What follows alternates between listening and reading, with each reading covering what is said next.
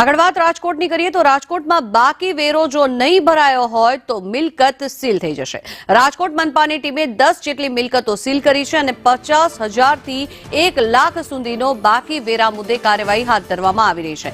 મિલકતોના નળ જોડાણ પણ કાપવામાં આવી રહ્યા છે, ત્યારે કોમર્શિયલ પ્રોપર્ટીના વેરા વસૂલાત માટે પ્રાથમિકતા આપવામાં આવી રહી છે। રહેણાંક પ્રોપર્ટીને નોટિસ સાથે નળ જોડાણ પણ કાપવામાં આવશે। જો કોઈનો વેરો બાકી હશે તો તેની સામે કાયદેસરની કાર્યવાહી પણ કરવામાં આવશે। વેરો ન ભરનારની મિલકત પણ સીલ કરવામાં આવી શકે છે।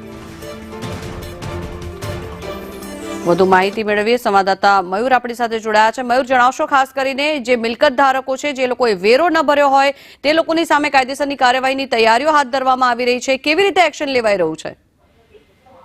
જેમના 1 લાખથી વધુ બાકી જે મિલકત વેરો ધરાવનારા આસામીઓ છે તેમની પ્રોપર્ટીનું લિસ્ટ તૈયાર કરવામાં આવ્યું છે અને આ પૈકીના લગભગ 100 થી વધુ આસામીઓ છે તેમને ત્યાં સેલિંગની કાર્યવાહી છે એ પણ કરવામાં આવનાર છે। મહત્વની વાત એ છે કે છેલ્લા 2 દિવસની અંદર 1 ડઝન કરતા વધુ મિલકતો છે તે સીલ કરવામાં આવી છે, 4 કરતા વધુ નળ જોડાણ છે તે કાપી નાખવામાં આવ્યા છે।